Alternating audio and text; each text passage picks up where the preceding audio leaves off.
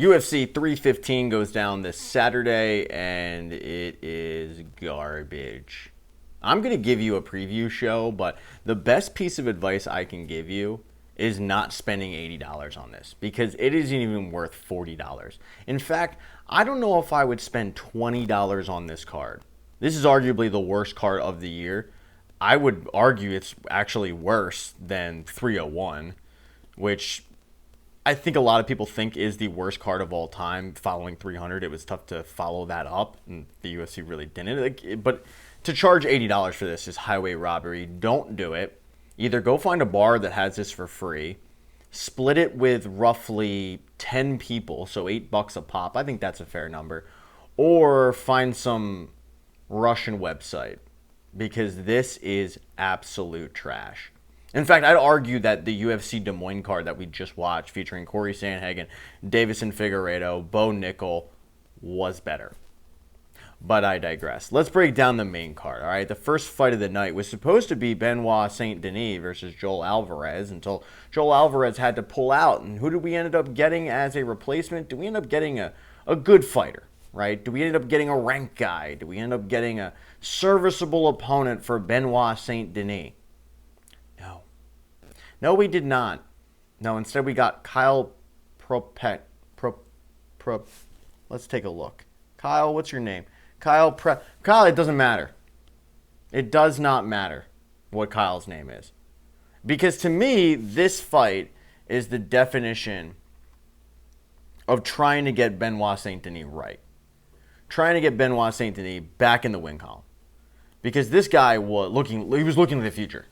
Like, he was looking like a true contender at 155. He was running through people. It's the famous, and the broadcast will, of course, bring it up, but the French armed forces, basically the French Green Beret, he was a stone-cold killer, and he would get in there and just murk people until he ran into Dustin Poirier. And then he followed that up with losing to a worse fighter in Renato Moicano. And I like Moicano a lot. I like Money Moicano, but like Money Moicano put it on him. And I thought that was supposed to kind of be a get-right fight, and it wasn't. Joel Alvarez was to me, okay, is Benoit Saint Denis actually the guy, or was he basically 155 Darren Till? Where you put him on a fast track, he wasn't all that great, he fought top-tier opponents, and we saw what happened. Well, in this situation, because Joel Alvarez is out, I know Mateusz Gamrot wanted the fight, and apparently he said that Benoit Saint Denis said no. So what they do is they give him a guy who was cut from the UFC. He's on a 3-fight win streak, but he lost to Austin Hubbard and Nordine Taleb. Nordine Taleb and Austin Hubbard are these guys. This is probably going to be the most lopsided betting fight of the night. I mean, I would expect Benoit Saint Denis to be a heavy, like, we're talking 750, 850 favorite in this fight. There's no reason why Kyle Propek should be taking this. I mean, I know why he's taking the fight. He's taking the fight to get back in the UFC, but there's no reason why this should be leading off the main card that you're spending $80 for. But just know, Benoit Saint Denis is going to go out there, and he is going to get back in the win column in a big way. I would say if you're looking for a tip on this fight, just take Benoit Saint Denis by the finish.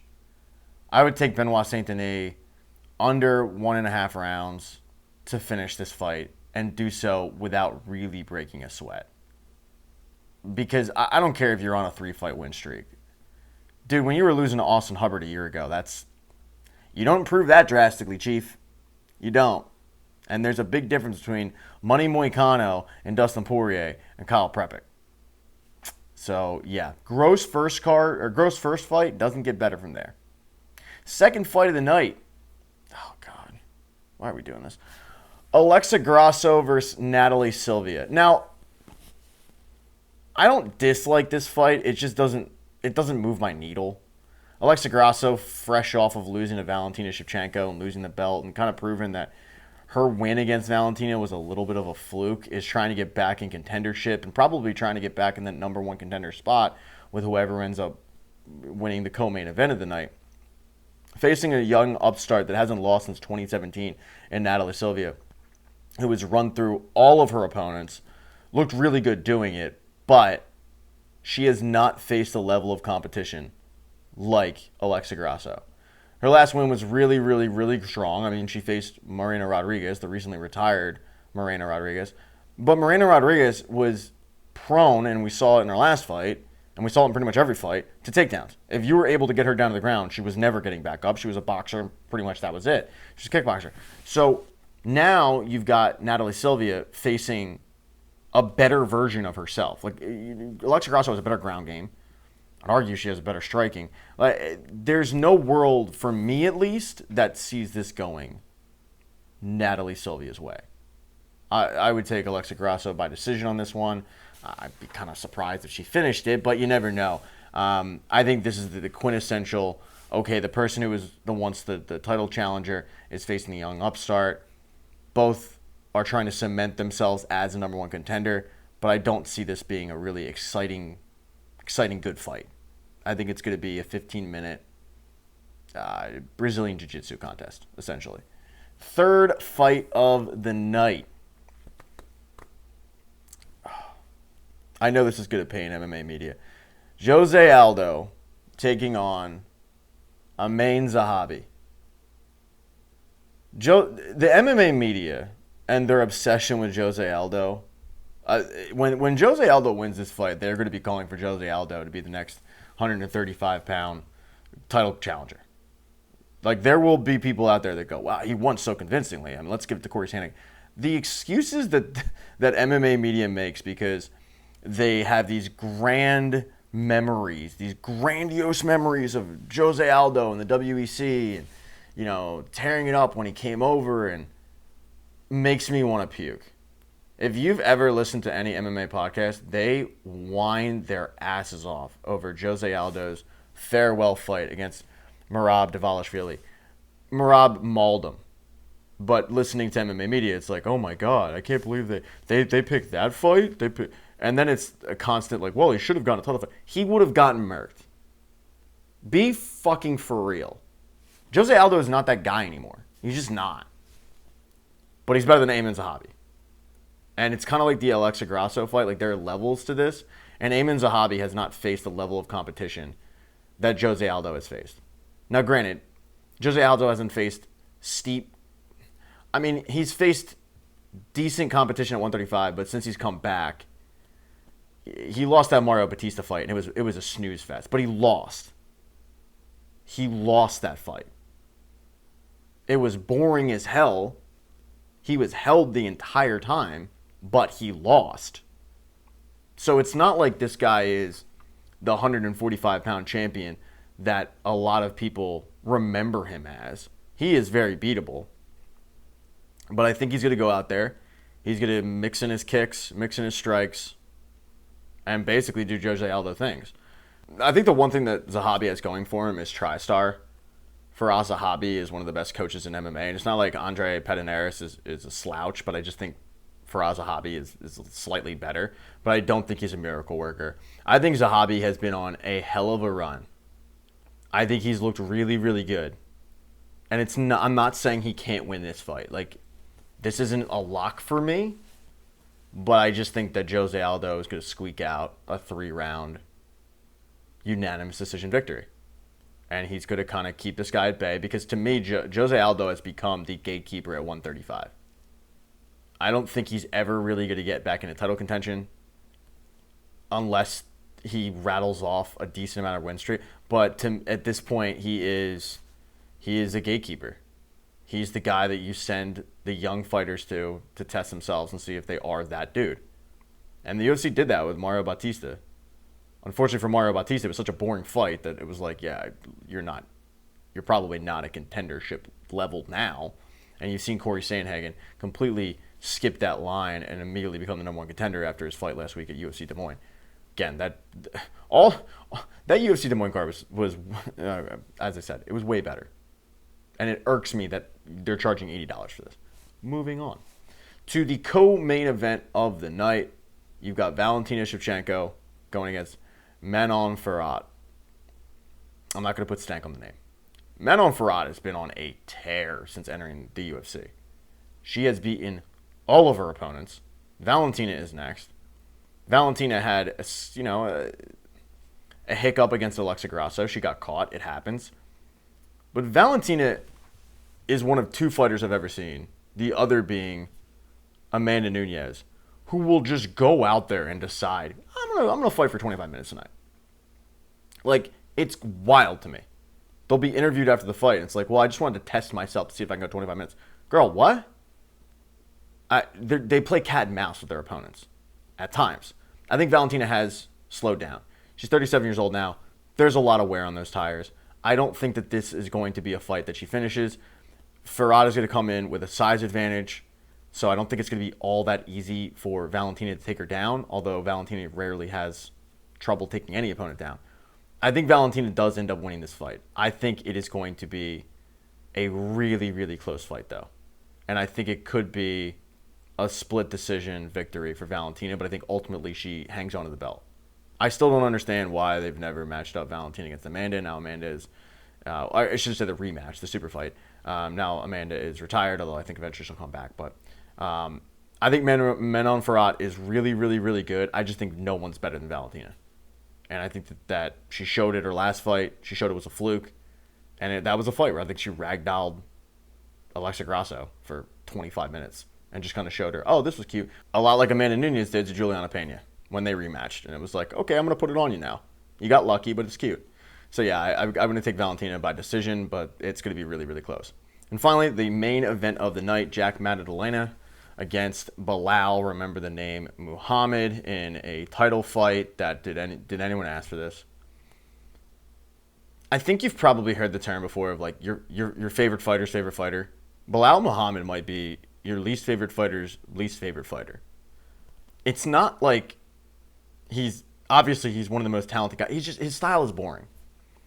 And I think if he was more of a showmanship, kind of like Merab, it wouldn't be as such. Merab goes out there and he mauls his opponents. And he holds them down and he wrestles and he just grinds on them and wears on them. But the way he does it is just entertaining. He just keeps coming, but also like it's the little stuff. It's talking to the corner while he's holding his opponent. It's stuff like that. He's just a goofball. But it's entertaining. Belal isn't. Belal is drywall. And I'm not blaming him for that style. It's gotten him far and it's gotten him the belt. But it's not getting me to cough up $80 for a fight. The guy's Mr. Decision. Unless he faces Sean Brady. Whereas Jack Maddalena is a really exciting fighter. He's good. He's young. He's hungry. All of that. I thought Gilbert Burns put it on him. I think Belal is the best welterweight in the UFC. I don't know where they go from here after this. And I think Jack is good. And I think Jack's going to have his moments. But ultimately, you're going to get 25 minutes of Belal Muhammad holding him down, keeping him down, finding ways to clinch, finding ways to push him up against the fence. This fight will end at 1:15 Eastern Standard Time. You will get a pretty boring, post-fight interview. And it's going to be one of those fights. It's not going to be a barn burner. I think Dana White will probably say that. I don't see either of these guys getting a UFC fight tonight, although I don't know where that's going to go. Because you just look at the card and you're like, this is just not it. So there you have it. Just a recap for you. I'm going to go with Benoit Saint-Denis. That is the lock of locks. I'm going to go with Alexa Grasso. I'm also going to go with Jose Aldo, Valentina Shevchenko, Belal Muhammad. I haven't looked at the betting lines. I'm assuming they're all favorites. All right, let's look at some undercard fights, though, that might end up being pretty decent, okay? I do like Mike Malott against Charles Radke. Mike Malott is a pretty exciting fighter. He had a hiccup like 2 fights ago, but I do like his style. I think that probably woke him up a little bit. I like Mike Malott in this one. Nothing against Charles Radke. He's a good fighter too, but I like this matchup a lot. And I think Mike Malott is trying to get back into the I'm like a real prospect range. And I think this is a good fight to do it. Looking back, another really good fight. Jessica Andrade versus Jasmine Jasudavicius. Jasmine Jasudavicius has been on an absolute tear since her first UFC fight that I think she lost. I think she lost to Natalie Silva. Now that I think of it. Whereas Jessica Andrade is going the opposite way. Jessica Andrade might go down as one of the most fluky UFC former champions of all time. Because, look, she's got a right hand from God that will put anyone's lights out. It's going to be tough, I feel like, to get inside on Jasmine Jasudavicius because Jasmine is just so big, so tall, so rangy. And I think eventually Jasmine is just going to get Jessica Andrade on the ground and elbow her to death. I think we've seen Jessica Andrade have trouble with grapplers before. And I think eventually this fight ends up on the ground. And Jasmine Jasudavicius is going to do pretty much what she's done the last, 3, 4, 5 fights in the UFC.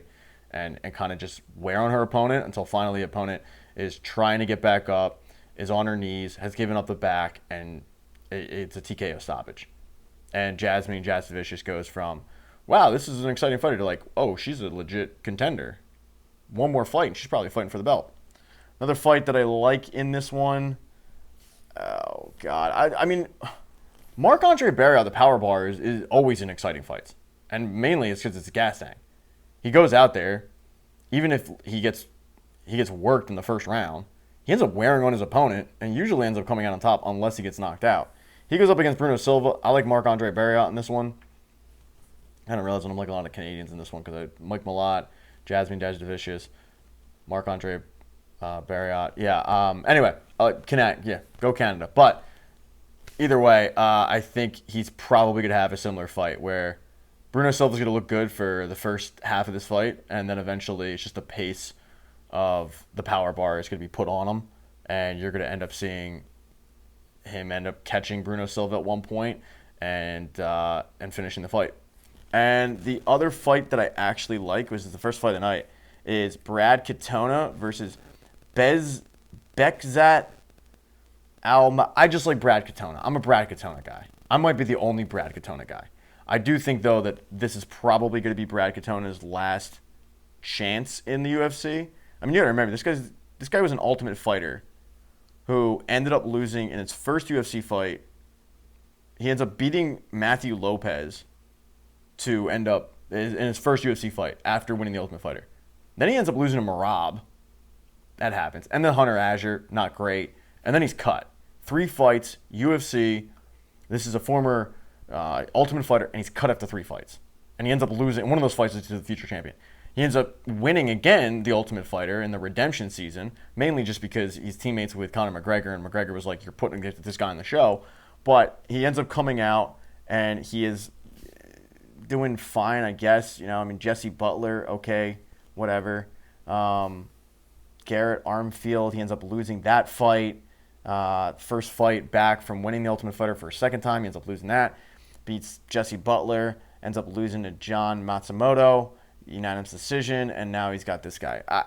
I've always liked him. I don't know why, but I'll take Brad Katona. He always ends up losing really close fights, but again, I think if he loses this one, he's going to be cut. He's probably going to be back in Brave, and that'll probably be the last you ever see of Brad Katona in the UFC. I think he knows that. I think he was probably pretty surprised at how his last UFC go-around went, how quick it was. So I think he goes out there and he's like extra motivated, if you will, to end up getting in the win column and kind of prolong his UFC career. So there you go. Again, my biggest tip to you is do not pay for this fight. It is garbage. It is trash. It is an insult that the UFC is charging $80 for this. I wish to God they would release the pay-per-view numbers so we can see like how little people are actually going to order this fight. But yeah, it's gross. And the UFC keeps doing this too. They got to start doing a tiered system. Anyway, there you go. What fight are you looking forward to the most, if any? And what upsets do you think are going to happen? What fights do you like in terms of betting odds, betting favorites, all that stuff? Let me know in the comments section because maybe it'll end up changing my mind. And please, God, stop with just lay off with the casual talk. Seems like anytime in MMA social media, anytime somebody disagrees with another person, it's, oh, you're a casual. You're a casual. Look at the casual. No. Like, some of us just disagree. It's okay. It happens. But I am interested in everybody's picks, predictions, all that stuff in the comment section. Hopefully you guys subscribe to the channel. I'm not going to ask for thumbs up, thumbs down. You guys know where those are, all that good stuff. But I need subscribers.